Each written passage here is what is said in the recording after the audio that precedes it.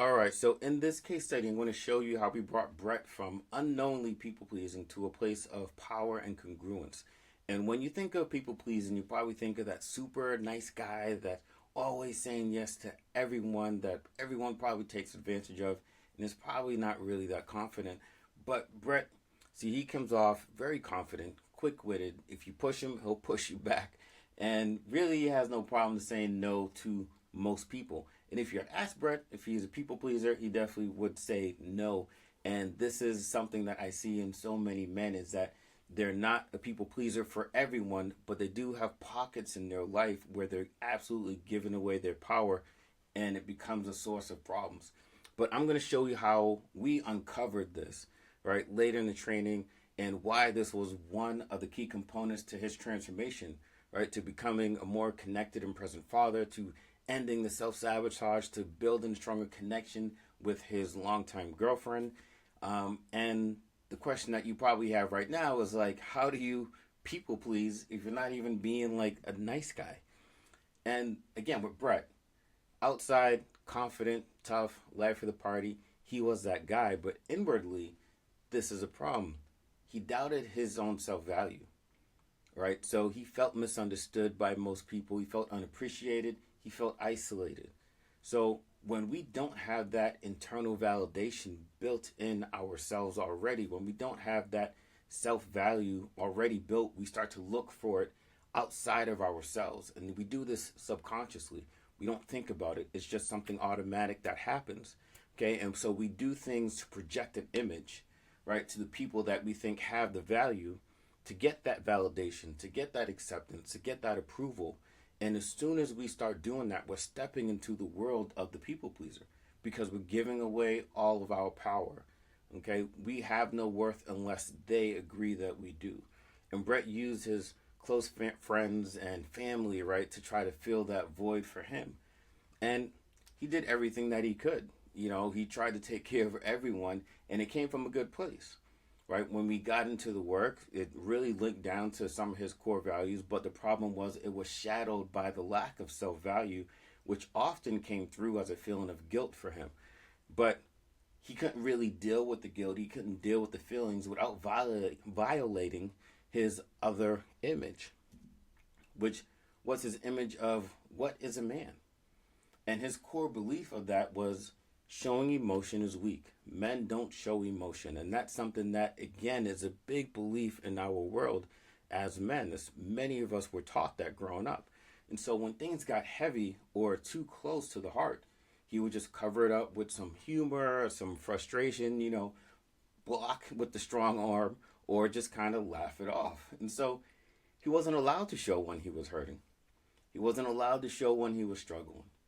And so, like many of us, right, he used the drinking, bars, clubs to distract, to sedate, to numb, to make it all go away so he can just get through the day on to the next thing, right? But those same walls that he used to protect himself also stopped him from being able to get close and really connect with his daughters the way that he actually truly wanted to.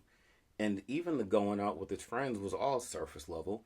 It didn't really have any depth to it, right? So what could we do? What could we change? There was really only one resolution for this, and that was taking off the mask, right? And behind the mask, we always find the fear, judgment, and insecurity, right? And start removing some of those habits that kept him disconnected from his authentic self and those around him, and the things that were preventing any type of meaningful progress and just reinforcing his feelings of isolation and frustration. Because again, often we pick up a lot of the things that we do, pick up a lot of habits or the way of being from the things that we go through growing up, and we put these things on to protect ourselves, and they work very well in the moment, but as adults they actually become the same things that are the source of many of our problems, and we don't even know it. All right, and so again, for Brett, on the outside it looked good, everything looked normal on the outside, but the problem was the mask is a facade, and it was really just destroying his life. Yet by himself he couldn't tell what was the mask and what was truly him. And how often do you actually feel like you're sedating yourself and just trying to make it through the day? How often do you feel like you're isolated and disconnected, but yet you're blaming others for this feeling, but it's really not them. And the only way to change this is actually by putting your oxygen mask on first. So, how do we do that? And again, right, this may sound familiar. Brett, just like you, really good guy, and he wanted to be the best man that he could be for the people that he loves. But we as men, we go out, we pour ourselves into building the kingdom so we can provide, right? We try to make all the right decisions and just lead our family with, strength and clarity. And yet we do all this while our mental, emotional, and sometimes our physical health is just in shambles. We try to give 110% with a smile, but our batteries, our internal batteries, are barely even hitting the 25% mark. But we tell ourselves this is just what it means to be a man. This is what a man does. So shut up. Nobody cares. Just keep going.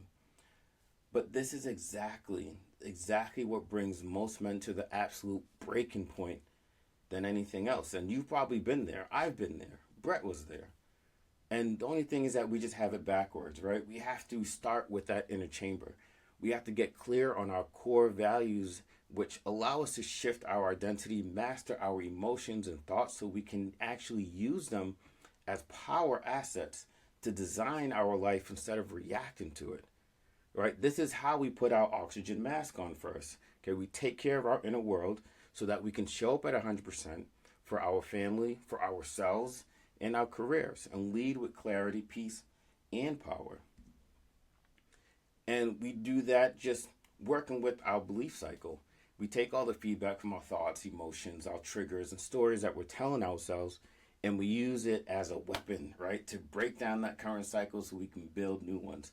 And ultimately, just cracking that shield and breaking down those walls and allowing our identity to be more aligned to the real you, right? The real version of you that is now internally validated and accepted so you can move with more confidence without any dependent thing on the outside situations, right?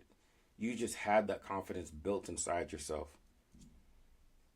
And as we make this shift, right, we step back into the castle, we step back into our close relationships, and they're used to seeing you and connecting with you and hearing from you one way, and now you're standing a little differently, you're talking a little differently, you have new boundaries, but you also have new tools, right? With Brett, this was a big shift for him, but stepping back into that place with a solid identity, right, and stepping back where he didn't need any validation anymore, he didn't need that acceptance, right?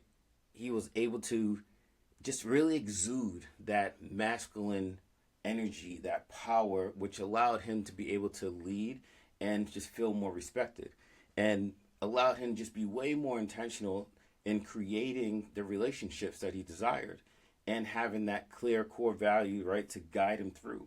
And that's what we definitely moved through. And so with Brett, he was able to transform his relationships.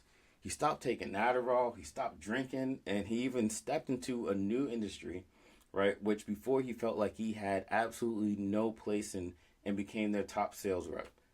All right. And honestly, I spoke to him just the other day, and he's in the absolute best health of his life, and he's just loving it. And so in Brett's case, what does, unconsciously people pleasing come from? It comes from not having clarity on our inner chamber, okay, which caused a lack of self-value, just leaving him just reacting in life, trying to catch up, trying to fill those voids. So if you feel like you're on the verge of burnout, you're putting on the oxygen mask for everybody else first, but struggling to breathe. If you're trying to be, this provider, and you know that you're really just one crisis away from just falling apart internally, the first thing that you have to do is get clear on your own boundaries. So jump on a call with me, and I'm going to take you through the exact same exercise that I took Brett through and I do with all my clients. And once we get clear on our own values, right, we can set priorities. We can build a framework of success for your life, okay? But nothing really can work until we get clear on our values and our identity. Because this has to be the focal point that's going to guide us forward. So right now, if you're stuck and you're feeling like you're drowning and nothing is working, click on the link below and jump on a call with me. All right. I'll help you get some clarity from, where you are now, where you're looking to go, and just get really clear, crystal clear on those values so you can build a battle plan, right, for success and a fulfilled life that will not only change your own sense of satisfaction, but the future of your health, your family, your career. And so, honestly, you can just be the man that you desire to be for everybody in your life as well. And so I'll see you on the call.